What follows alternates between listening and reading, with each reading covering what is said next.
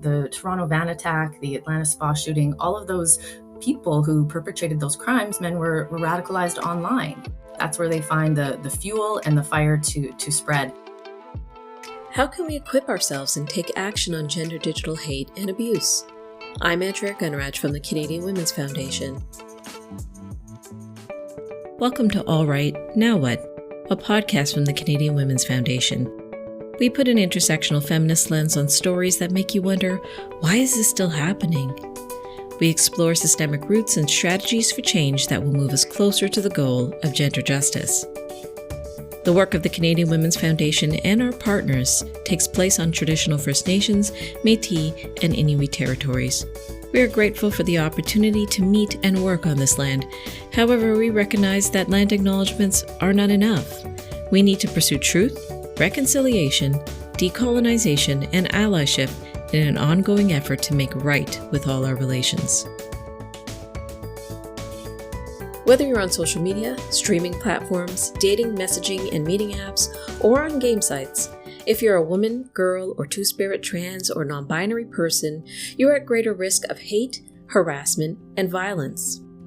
We're still not doing enough to prevent and end it on a large scale.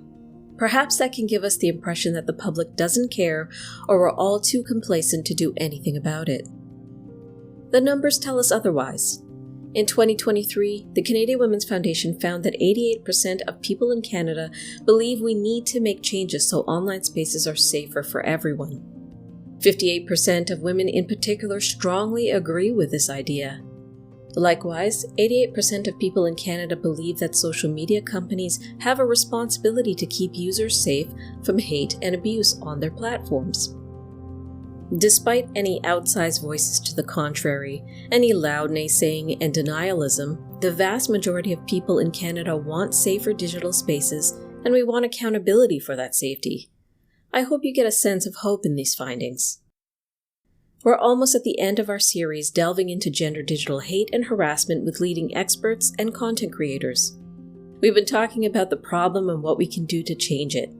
We've offered practical tips to help you in your digital life, and we've talked about what it means to take back the tech for all of us.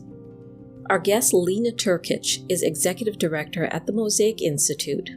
Prior to this, she worked at the Women's College Hospital Foundation, AIDS Committee of Toronto, and right here at the Canadian Women's Foundation, as well as in media at Corus Entertainment. Her volunteer experience spans 2 decades in both leadership and frontline roles, focused on gender equity, reproductive justice, support for young people, and end-of-life rights and care. A note about content. This episode addresses gender-based violence. I started my career in the nonprofit sector really growing up at Canadian Women's Foundation, which was such a huge experience for me and one that I'm just so grateful for. It really informed my pathway forward and how I approached the work. The leadership, the community, the solidarity, and the kindness was really something that just grounded me in that there are many ways to do the work, and that was something that was always important for me to take forward. My passion areas really include, social justice and showing up for that in a variety of ways. Animals, I'm obsessed with dogs. They give me joy. They make me feel present. They forgive me my faults, so I certainly can forgive them theirs, even though they don't have any because they're perfect in my mind. And I also focused a lot in recent years around end-of-life care and death literacy spaces. So I'm actually qualified death doula as well, which has also given me a really wonderful sense of spirituality and grounding that also helps guide me in this work actually in a really great way. So tell us about your project on addressing online hate. The Addressing Online Hate project was brought to us last year by a funder to help meet a need in the community. We're seeing rising levels of hate offline and online. Obviously, they coexist and they influence each other. So the need to address it in very specific ways online was a large identified need over all of actually Mosaic's history.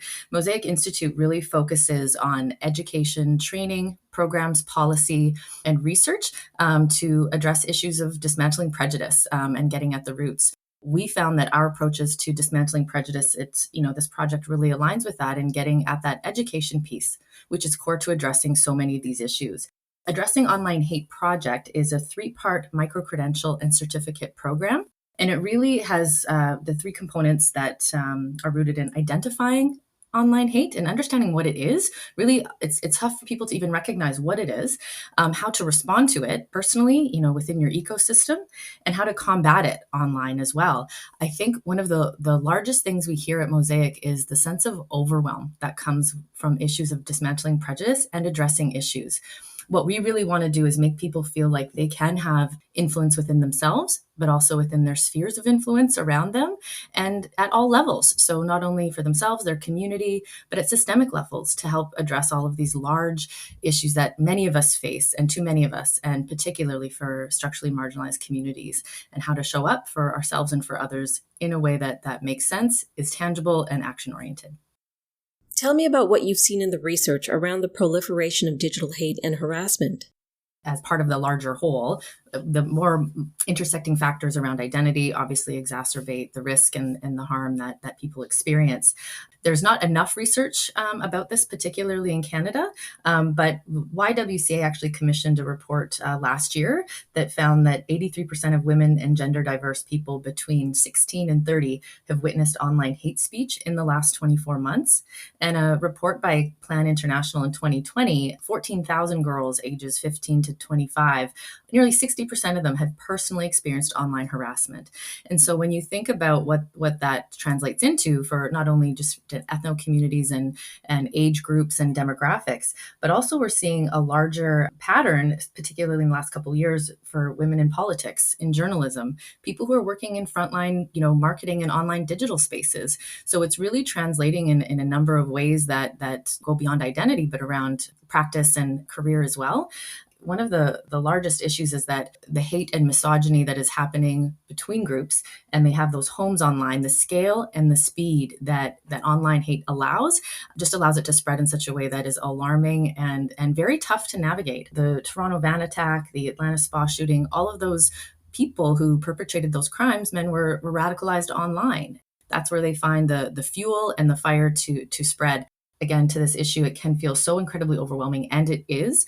Often it is the fewer perpetrators than we think, but the scale with what we witness online is enormous. But certainly, over the there's many statistics around the larger issue.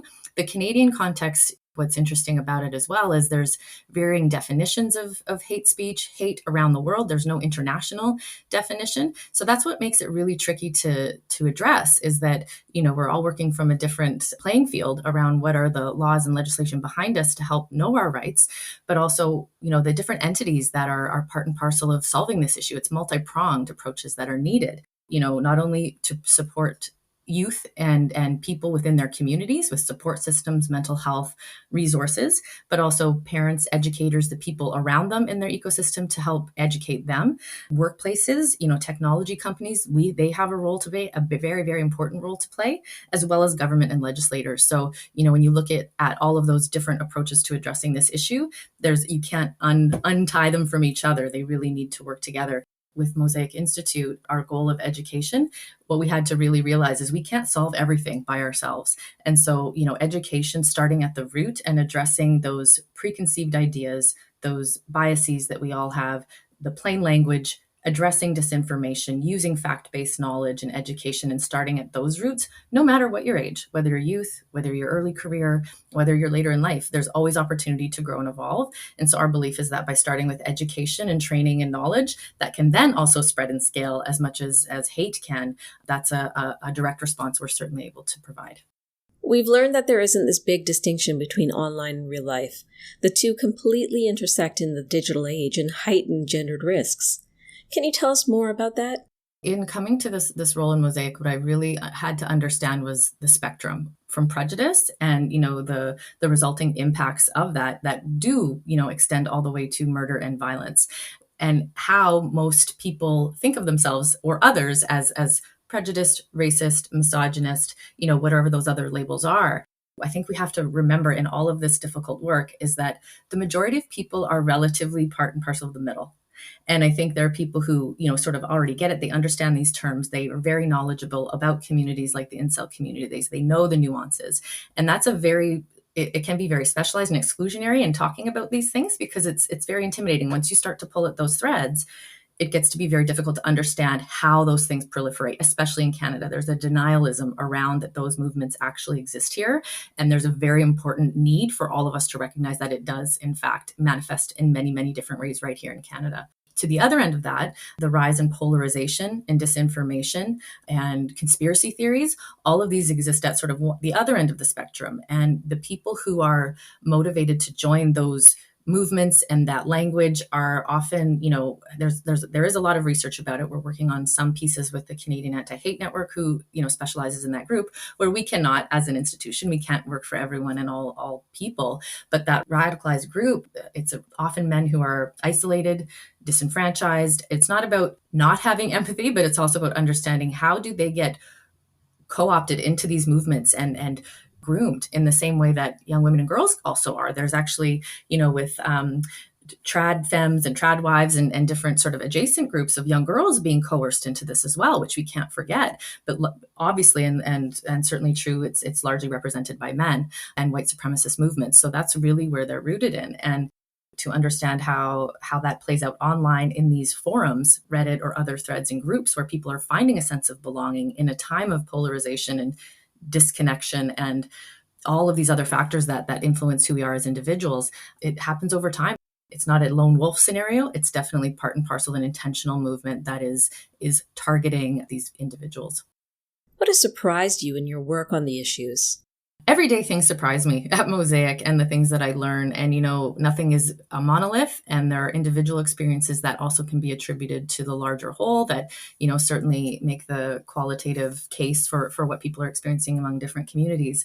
But I would say, one of the surprising things was, again, that the lack of legislation and consistency across not only around the world, but across Canada by various provinces. There's different legislation, different policies, different rights that people have. To my understanding, I believe BC has some of the strongest legislation in this area, which is fantastic. But even among school boards, how schools deal with different issues within that place and lack of curricula consistency too, and how they are, not only preventing but responding to these very real issues in the classroom that they cannot avoid any longer. It's not a separate issue from what, parents and caregivers provide at home, but how are they responding? Because it's playing out in school settings at an alarming rate, especially during COVID when students were online. That's where it really galvanized. And we saw this in different ways with digitally enabled sexual exploitation. The language is evolving, which is very important to help really understand what's happening, that violence, using those right words connected to these issues that were previously conceived as or put off as bullying, even though that's a very serious issue.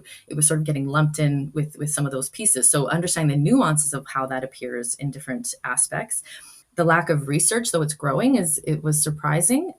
We're going to also be launching an Understanding Hate in Ontario survey later this year as well, which will glean some really important community-driven information and understanding how that plays out online and off.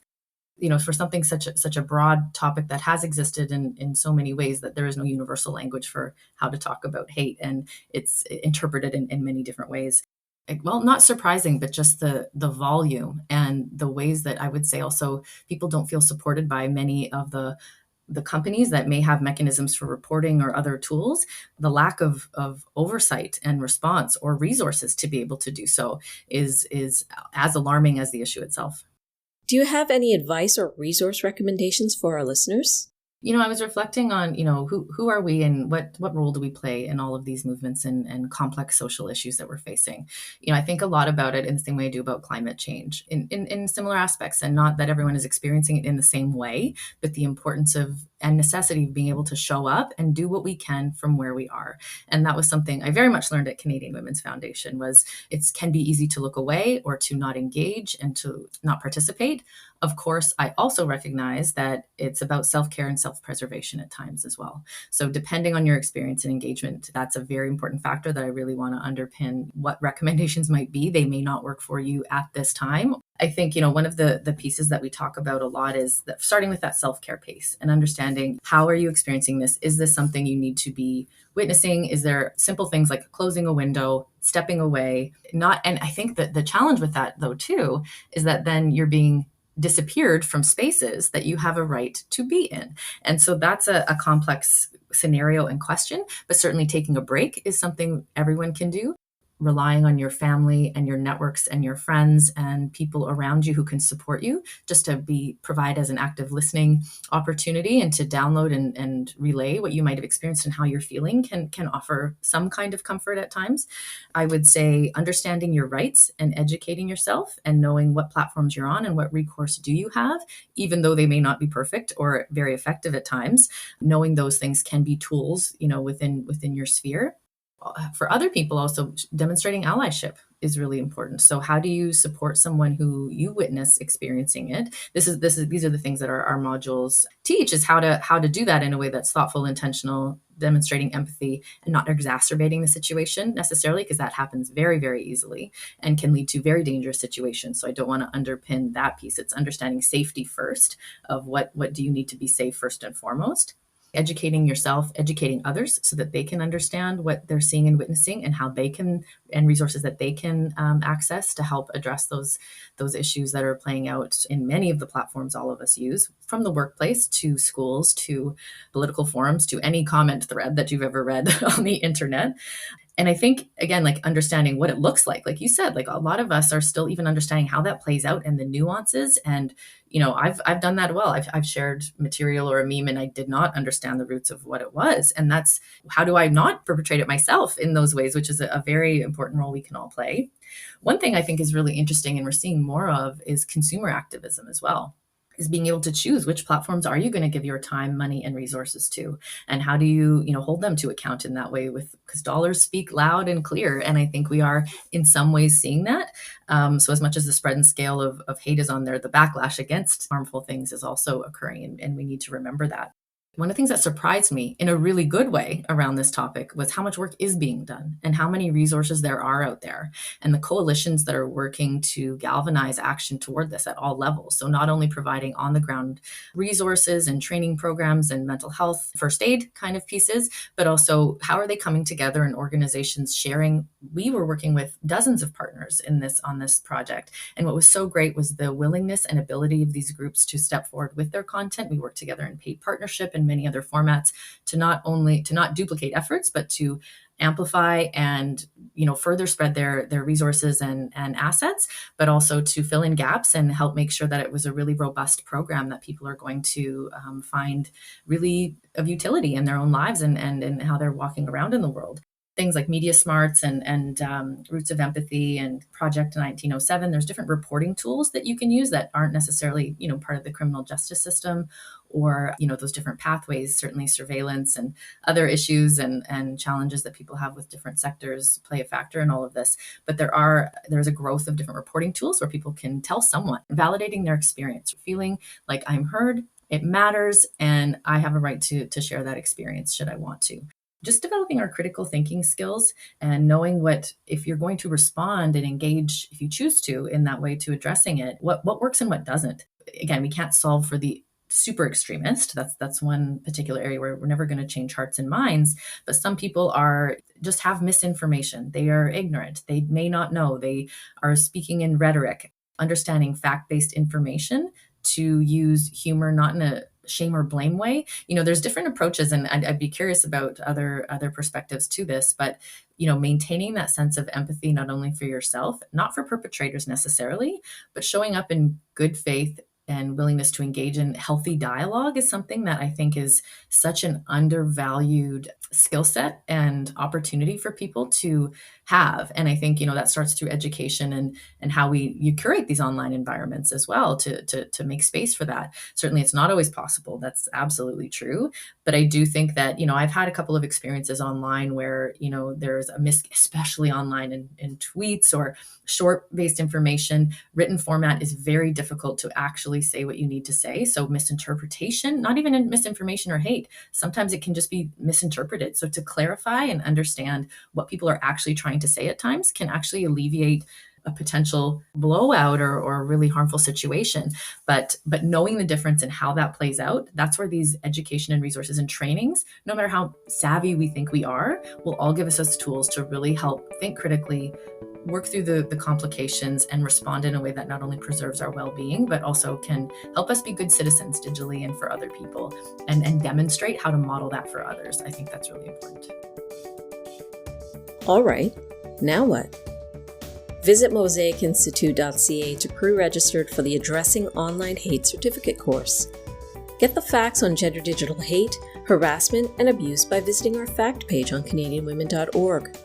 While you're there, read about our new Feminist Creator Prize to uplift feminist digital creators advocating for gender justice, safety, and freedom from harm. Did this episode help you? Did you learn anything new? We want to know. Please visit this episode's show notes to fill out our brief listener survey. You'll be entered to win a special prize pack. This series of podcast episodes has been made possible in part by the Government of Canada. Please listen, subscribe, rate, and review this podcast. If you appreciate this content, please consider becoming a monthly donor to the Canadian Women's Foundation. People like you will make the goal of gender justice a reality. Visit canadianwomen.org to give today, and thank you for your tireless support.